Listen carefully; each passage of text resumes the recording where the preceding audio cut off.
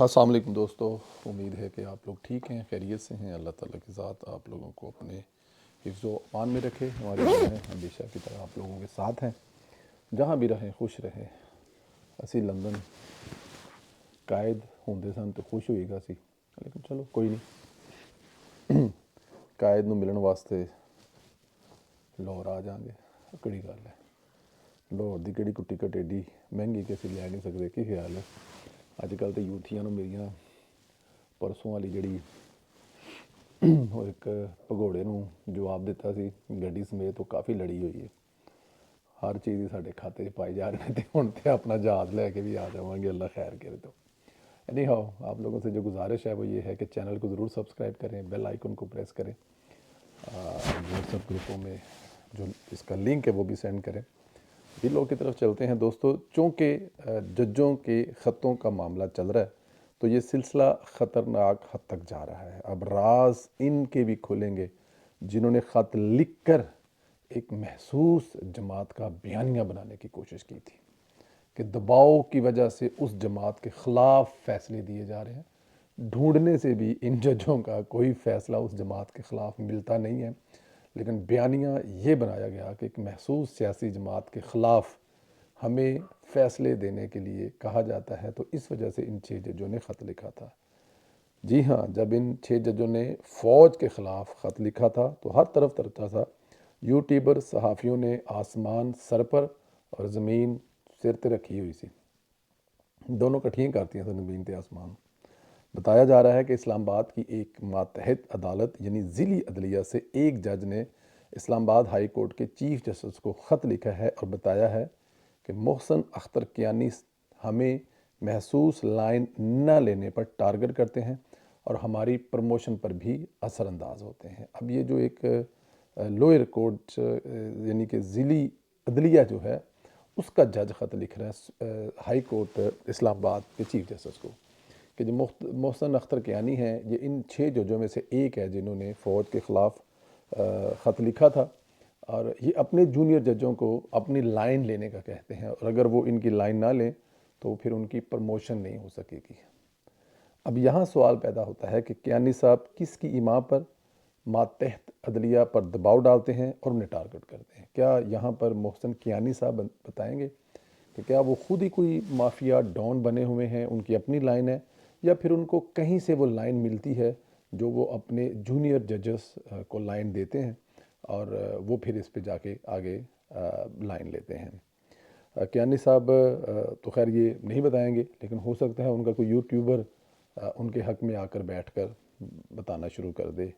کیا کوئی اس پر بولے گا؟ کیانی صاحب سے کون پوچھے گا کہ ماتحت عدلیہ کا کون پریشان حال ہے؟ بہرحال اب عدلیہ کے لیے خط بھی ٹیسٹ کیس ہوگا اور ماتحت عدلیہ کے ججوں کے تحفظات کو بھی دور کیا جائے گا۔ ہونا تو یہی چاہیے۔ جب آپ 6 ججوں کے خط کو انقلاب کے نام سے جانا جا رہا ہے، کہا جا رہا ہے کہ یہ عدلیہ کی تاریخ میں ایک انقلاب آ گیا، تو پھر اب جو لوئر جج کا ایک جج جو ہے وہ خط لکھ رہا ہے تو پھر یہ بھی انقلاب ہے۔ پھر اب ان 6 ججوں کو انصاف ملے گا تو ان سے بھی جو نیچے والے جج جو ان کے خلاف خط لکھ رہے ہیں پھر ان کو بھی انصاف دینا پڑے گا۔ انصاف تو سب کو دینا پڑے گا نا۔ یہ 6 جج کو اتنے لاڈلے تو ہے نہیں کہ صرف انہی کو ہی انقلاب انہی کی وجہ سے انقلاب آیا اور انہی کو ہی انصاف ملے گا۔ علی امین گنڈا پور نے جب وفاق پر پہلی دھمکی دی تھی تو سب نے اس کو ہاتھ سے مذاق میں اڑا دیا تھا، جس سے اس کا حوصلہ بڑھا اور اب اس نے باقاعدہ طور پر جو ہے وہ اس کو ایک اپنی گفتگو کا حصہ بنا لیا ہے۔ مصوف نے آج پھر دھمکی داغی ہے، کہا ہے میں وفاقی حکومت کو کہتا ہوں مجھے ہلکا مت لینا، اگر آپ سمجھتے ہیں کہ اسلام آباد میں آرام سے بیٹھ جائیں گے تو آپ کی بھول ہے، مجھے اپنے لیڈر کے حکم کا انتظار ہے۔ اب یہاں پر وفاقی حکومت کیا کرے گی؟ ایک صوبے کا وزیر اعلیٰ بار بار وفاق کو للکار رہا ہے، دھمکیاں دے رہا ہے، قبضے کی دھمکیاں دے رہا ہے۔ ریاست اگر یہاں پر کوئی ایکشن لیتی ہے تو وہ حل ایک ہی ہے، وہ گورنر راج لگا دیں تاکہ یہ قبضہ کرنے کی آ ہی نہ سکے، لیکن جب گورنر راج لگے گا تو سارے وفاق کے پیچھے پڑ جائیں گے، جبکہ گنڈا پور کی دھمکیوں پر کوئی نہیں بول رہا، کوئی اسے روک نہیں رہا۔ یہ آئینی عمل نہیں کہ اشتعال مت پیدا کرو۔ اچھا، وہ میرے اس پہ پہلے بھی تحفظات ہیں، جب گورنر راج والی بات آتی ہے تو جب گورنر راج لگے گا تو عمران خان کی پارٹی کو ایک بیانیہ مل جائے گا اور اس بیانیے کے تحت وہ سب کچھ کرے گا جو میں اور آپ نہیں چاہتے. بٹ اینی ہو، اب دیکھنا یہ ہے کہ اس کو کوئی جواب دیتا ہے یا اس کو کوئی جواب نہیں دیتا، لیکن اس کو جواب کوئی نہ کوئی تو دے گا. یہ تو نہیں ہو سکتا کہ کوئی کچھ بھی کرے جائے، لیکن یہ ایسا کرے گا نہیں. میرے ساتھ آج ایک پروگرام میں شوکت یوسف سعید صاحب تھے، تو انہوں نے اس کو جب ان سے یہ سوال کیا گیا تو انہوں نے کہا جی کہ یہ وہ جلسے جلوس کی باتیں ہوتی ہیں، اس کو لائٹ میں لینا چاہیے. تو اس کا مطلب یہ نہیں ہوتا کہ حملہ کر دیں گے، قبضہ کر لیں گے، تو اس کو آپ نہ لو. تو میں نے ان سے کہا میں نے کہا ان کی کسی بھی بات کو سیریس مت لیں. یہ جب 50 کروڑ نوکریاں دینے کا، ایک ارب گھر دینے کا، ہاں جی، خربوں درخت لگانے کا، 5-7 ہزار جب یہ ڈیم بنانے کا کچھ بھی یہ کہیں تو ان کی کسی بات کو سیریس نہ لیا کریں، کیونکہ یہ سب کچھ مذاق میں کہتے ہیں اور اپنے فالورز کو بیوقوف بنانے کے لیے کہتے ہیں. تو پتہ ہو پھر بھی یہ روز جو کہتے ہیں، تو جس دن پھر خان کہے گا تو پھر اس کے لیے اس دن اس کو مجبوری ہوگی کہ وہ لاؤ لشکر لے کے اسلام آباد پر حملہ کر دے گا. ہوگا کیا؟ شاید پھر خدا نہ کرے کوئی 9 مئی. برحال اللہ پاک خیر کرے. تیسری اہم خبر آپ کو یہ دینی ہے کہ پی ٹی آئی نے پروپیگنڈا شروع کر دیا ہے. مریم نواز نے جو فیلڈ ہسپتال کا سلسلہ شروع کیا ہے، یہ عمران خان کی حکومت کا منصوبہ ہے. یہ اس لیے کر رہے ہیں کیونکہ مریم نواز کی اس منصوبے پر بہت پذیرائی ہوئی ہے. خیر اب ذرا ان کے حقائق درست کرتے ہیں. در حقیقت یہ منصوبہ شہباز شریف کا ہے. وہ جب وہ پنجاب کے وزیر اعلیٰ تھے انہوں نے شروع کیا تھا، جسے بزدار حکومت نے کچھ عرصہ چلانے کے بعد ختم کر دیا تھا، بغض نواز اور شہباز میں. جب ان کو پتہ لگا کہ مطلب کہ وہ جو گاڑیاں کو 5-7 لے کے آئے تھے بزدار حکومت میں سامنے، تو لوگوں کی طرف سے کہا گیا یہ تو شہباز شریف کا منصوبہ ہے، کیونکہ وہ یہ بتا رہے تھے، یہ کہہ رہے تھے کہ یہ منصوبہ ہمارا ہے. لیکن جب ان کو لوگوں نے کہا کہ یہ تو منصوبہ ہی شہباز شریف کا ہے، تو پھر اس بغض میں کہ اگر فرض کیا کہ یہ منصوبہ ہم لائے ہیں اور کہا جا رہا ہے کہ یہ شہباز شریف کا ہے، تو پھر اس بغض میں ان لوگوں نے وہ بھی بند کر دیا تھا. لیکن مریم نواز جو ہیں وہ پہلے فیس میں 37 سے 40 یہ ہسپتال جو ہیں فیلڈ ہسپتال وہ کام کریں گے، اور آہستہ آہستہ ان کا دائرہ کار بڑھا دیا جائے گا. اور یہ جیسے جیسے یہ کامیابی کی طرف جا رہا ہے، دیکھیں اس میں اگر یہ ہر قصبے میں جاتا ہے، ہر گاؤں میں جاتا ہے اور 1 سے 2 دن وہاں پہ رکتا ہے، یا جو بھی اس کا طریقہ کار ہوگا، تو اس میں تو ہر سہولت چھوٹی چھوٹی موجود ہے. مطلب کہ آپ الٹرا ساؤنڈ کر سکتے ہیں، اس میں لیب ہے جو مختلف ٹیسٹ کر سکتی ہے، اور مفت دوائیاں جو ہیں وہ دی جا سکتی ہیں. چھوٹی موٹی بیماریاں تو اسی سے وہیں پر علاج ہو جائیں گے. اچھا یہ ان جگہوں پہ جائے گی جہاں پر شاید جو بیسک ہیلتھ یونٹ کے ہاسپٹل چھوٹے ہیں وہاں پہ نہیں ہیں.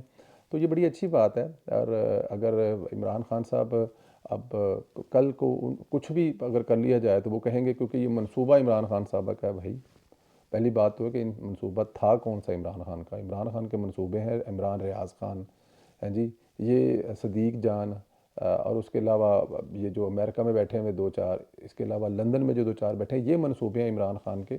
اس کے علاوہ عمران خان کا کوئی منصوبہ نہیں ہے. تو عمران خان کے جو منصوبے ہیں وہ صرف پاکستان مخالف پروپیگنڈا کرتے ہیں. اس کے علاوہ ان کا اور کچھ لینا دینا اس سے نہیں ہے. خیر اپنا خیال رکھیں. ابھی بلکہ میرے ساتھ ہیں، اس میں ایک چیز اور ہے جو آپ کو سنانی ہے، وہ بہت اہم ہے، وہ سنیں پہلے ذرا. السلام علیکم دوستو، جب بھی نواز شریف سامنے آتا ہے، نواز شریف کی پارٹی کی حکومت آتی ہے، نواز شریف حکومت کرتا ہے، لوگوں کو ریلیف ملنا شروع ہوتا ہے. اور 2 مہینے کی حکومت کے بعد اگلے 2 سال کی پیش گوئیاں شروع ہو جاتی ہیں. وہ پاکستان مسلم لیگ نون کی حکومت نہیں کہہ رہی، بلکہ دنیا بھر کے ادارے کہہ رہے ہیں، جس میں ایشین ڈیولپمنٹ بینک ہے، جس میں IMF ہے، جس میں ورلڈ بینک ہے. وہ کہہ رہے ہیں کہ اگلے 2 سال میں پاکستان کی اگر ڈائریکشن یہی رہی تو پاکستان انشاءاللہ تعالی مہنگائی کم کرنے میں کامیاب ہوگا، اور پھر دوبارہ وہی آوازیں ہمیں آئیں گی کہ ہمیں IMF سے قرضہ نہیں چاہیے. لیکن جب یہ سب کچھ ہوتا ہے تو پھر کیا ہوتا ہے؟ پھر سٹوریاں آتی ہیں. سٹوریاں یہ آتی ہیں کہ جب نواز شریف صاحب کو 2017 میں ثاقب نثار صاحب کے گندے برے غلیظ فیصلے کے بعد وزارت عظمیٰ سے ہٹایا گیا تھا، تو اسحاق ڈار صاحب جو ہیں وہ باجوہ صاحب کے پاس پہنچ گئے اور انہوں نے کہا کہ میری سی وی تیار ہے، میں کام کرنے کے لیے تیار ہوں. یہ وہ سٹوری ہے جو ڈان نیوز کر رہا ہے. اب یہاں پر سوال یہ پیدا ہوتا ہے کہ اب ڈان نیوز کو یہ سٹوری کدھر سے ملی یا کہاں سے آ گئی؟ جی، پاکستان ترقی کرتا ہوا نظر نہیں آتا. پاپولر لائن لینی پڑتی ہے اخبار بیچنے کے لیے اور اخبار کو اوپر لانے کے لیے۔ وہ یوتھیے جو ڈان نیوز میں بیٹھے ہیں، کیا کبھی انہوں نے آواز اٹھائی ہے کہ اس ادارے کے ملازمین کی تنخواہ آخری دفعہ کب بڑھی تھی؟ اس ادارے کے ملازمین کو تنخواہ وقت پر ملتی ہے؟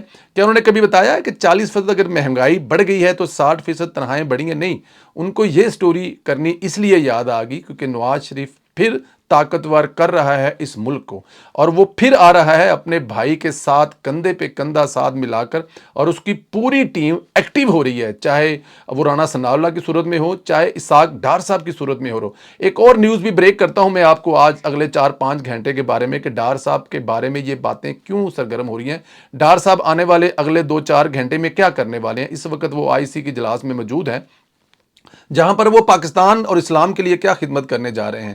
تو کیونکہ ان لوگوں کو تکلیف ہوتی ہے، دکھ ہوتی ہے، یہ وہی لوگ ہیں جنہوں نے مٹھائیاں بانٹی تھی پاناما میں نواز شریف کو سزا ہونے پر، اور اب وہ یہ سٹوریاں لے کے آ رہے ہیں۔ تو نواز شریف کے ساتھیوں کے اوپر کیچڑ اچھال کر اسحاق ڈار صاحب کو آپ یہ بتا کر کہ اسحاق ڈار صاحب اسحاق ڈار صاحب تو ہمیشہ وزیر اعظم رہے ہیں، کیا آپ لوگ خود نہیں بتاتے کہ اصل وزیر اعظم تو اسحاق ڈار ہے؟ نواز شریف کا ڈپٹی جو وزیر اعظم ہے وہ ہمیشہ اسحاق ڈار رہا ہے۔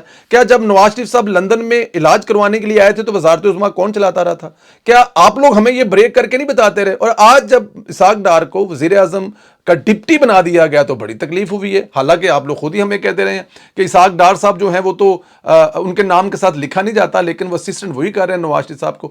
تو اسحاق ڈار صاحب آج سے نہیں، بہت دیر سے ڈپٹی وزیر اعظم ہیں، اور اگر آپ کو لگتا ہے کہ ان کو ڈپٹی وزیر اعظم بنانے کی آپ کو بڑی تکلیف ہوئی ہے اور پھر آپ ایک ایسی سٹوری لے کے آ رہے ہیں، تو میرے خیال میں پاپولر لائن ضرور لیں، کیونکہ ادارے میں کچھ بیٹھے ہوئے یوتھیے ہو سکتا ہے آپ کو ایسی لائن دے کر آپ کی چند کتابیں، چند جلدیں تو فروخت کروا دیں، آپ کو ایک دفعہ پھر ڈان نیوز تو نظر آ جائے، لیکن مقصد میں کامیاب نہیں ہو پائیں گے۔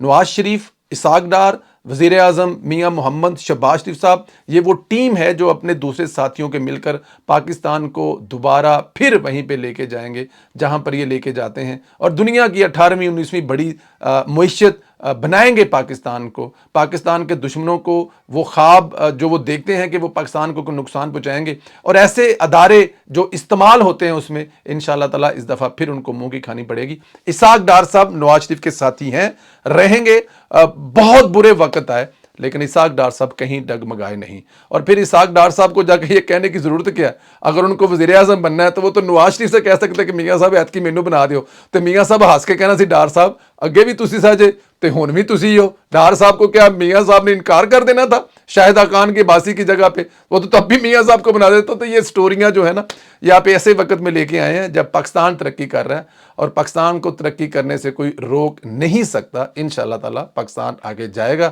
یہ فیک، یہ 2 نمبر، اس لیے تو ہم کہتے ہیں کہ یہ جو فیک نیوز ہے نا، اس کے خلاف لایا جائے، اس کے خلاف اب ہونا تو یہ چاہیے کہ جس نے یہ سٹوری بریک کی ہے اس سے سارے ثبوت بھی مانگے جائیں اور اسے کہا جائے کہ آئیں بتائیں کہیں آپ نے۔ لیکن خیر، نواز شریف زندہ باد۔ اسحاق ڈار صاحب جو ہیں وہ نواز شریف کے ساتھ ہیں اور آخری سانس تک ساتھ رہیں گے۔ خواب دیکھتے رہو یوتھیو، خواب دیکھنے پر کوئی پابندی نہیں ہے۔